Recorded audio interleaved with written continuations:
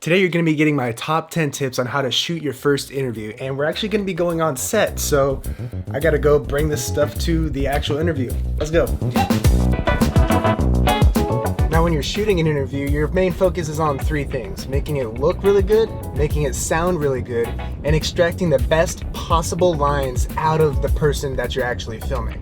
And that's what these 10 tips today are all gonna tackle and help you nail on your first interview. And I just wanna let you guys know we're gonna be wearing masks for this entire video. Be safe. I hope you guys wear your masks too. All right, so I'm here to interview my friend Matt Walden here. Say hey, Matt. Hey, Matt. And we're gonna be giving you our top 10 tips on shooting your first interview. And I got Chris right here behind the camera actually. What's up? Hey, Chris. But he's a really good videographer too, and he shoots a bunch of awesome commercials and cool stuff. He's got a YouTube channel, the link is in the description, and he's gonna give some of his tips as well. All right, so we're gonna start off with tip number 1, talking about the lighting, which is arguably the most important part of the whole thing.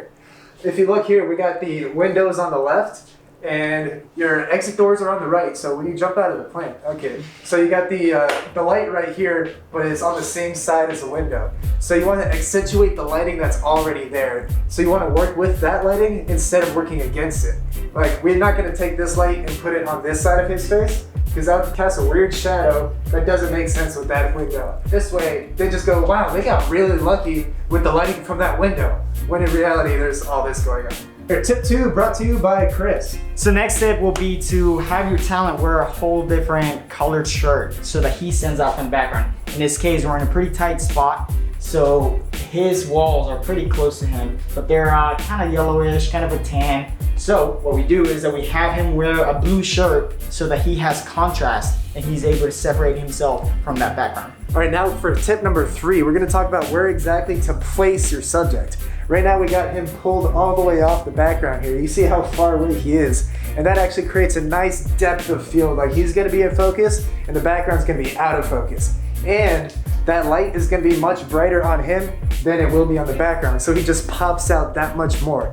If he was all the way up against there, everything would be in focus and it wouldn't look as good at all. That's probably shit lighting. Oh well. Oh, you're already filming? All right, tip number 4, let's start talking about audio. You can see here that we got 2 microphones directly pointed at his face. And we gotta get it as close as we can to his face with it just being just out of the shot, because the closer it is, the cleaner it comes out. You got my feet. Now for tip number 5, you probably saw that we have 2 microphones up there. If you can, it's really clutch to have 2 audio sources, because if one gets too loud or distorted, you have the other one set to a lower level so that you can just sub that one in really for a split second while that other one is clipping. So the way we did that here, Matt, go ahead, start saying something. A, B, C. All right, thanks, Matt.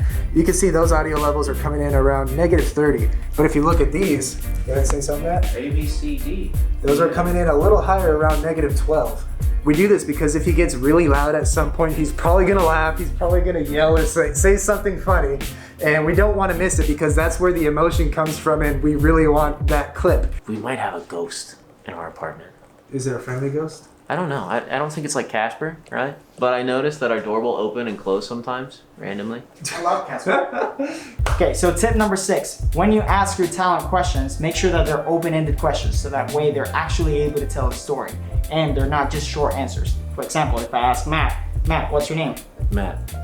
See that was a very short answer. That's not interesting. There was no story. That was so boring and nobody wants to watch that. Instead, ask a question like, hey Matt, how did your parents come up with your name? What's the meaning behind it? How did they come up There with was a dolphin. See, that sounds like a much more interesting Now story. I want to know about this dolphin. All right, here's tip number 7. It's the most important, biggest tip I can give you today. After you ask a question, shut up. You didn't have to pan him, nothing was happening. So with the number of times I would get into post after an interview, I would hear myself saying things, asking more questions while they were still telling their story. I wish I could go back into time and tell myself to shut up, but it doesn't work like that. It just ruins the whole thing. So after you ask a question, sit there in silence until they completely finish their answer. Even after that, sit in more silence. Maybe they'll say some more stuff. You don't even know. Just ask your question and shut up. Now we're at tip 8, reiterate. Thanks, Matt, for that rhyme. He's a musician over here. That was kind of cringy, though. Don't give me credit and then say how shit it was, alright? But what I mean by reiterate is have your talent reiterate the question within their answer. So like, for example, if I say, Matt, what's your name? My name is Matt Walden. There you go. He didn't just say Matt Walden. He said my name is. It's really important that you get your talent to say that so that in post it's all just one cohesive thing and it works way better. I love how like all the booms are at eye level, so we gotta like. I know. So this is tip number 9, and that is that when you're shooting interviews, make sure that you're using a tight focal length. That means a 50mm or even an 85mm so that you can have that background compression. And whatever you do not use a 16-35 like the one we're filming in right now. Yes, that will make your subject distorted, it will make him elongated, and you won't have that background compression. Chances are that you will also not have that blurry background, which is the bokeh, because the aperture does not go that low. All right, last tip, number 10. It's the most important one. I know I said that about the other one, but this is another most important one. They're like right there, right there. Shoot plenty of B-roll, because whenever you're in post, you're always gonna wish that you had more B-roll. There's always gonna be that one cut that's just a little weird, and if you had something to put over it, it would work perfectly. But you need B-roll for that. So shoot more B-roll than you think you actually need, and then you'll just thank yourself later. Was that good? Darn tootin'.